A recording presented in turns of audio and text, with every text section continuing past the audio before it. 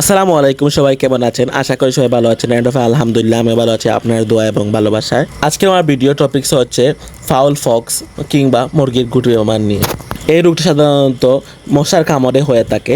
আমার খামারে যদি ফাউল ফক্স কিংবা গুটি বেমার হয়ে থাকে তাহলে আমি সাধারণত প্রথমেই নিম পাতা পেস্ট করে মুরগির গায়ে নিম পাতা লাগিয়ে দিই এবং আপনারা যদি নিম পাতা না থাকে তাহলে পটাশ পানিতে গুলিয়ে মুরগির এই গুটি বা ফাউল ফক্সের জায়গা লাগিয়ে দিতে পারেন। সাধারণত নিম পাতা দিলেই ভালো হয়, যেটা প্রাকৃতিক ট্রিটমেন্ট। পর মুরগির বাচ্চাকে নাপা ট্যাবলেট এর অর্ধেক করে আধা লিটার পানিতে দিয়ে দিতে পারেন কিংবা 1 লিটার পানিতে দিলে বেশি ভালো হয়।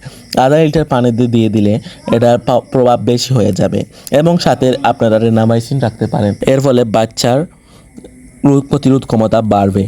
আশা করি আপনাদের আমার এই ভিডিওটা দেখে উপকারিত হবে। চাচ্ছি আমার ডেইলি ব্লগ ইউটিউবে এবং ফেসবুকে পেজে আনতে। আপনাদের কি মত কমেন্টে জানাবেন।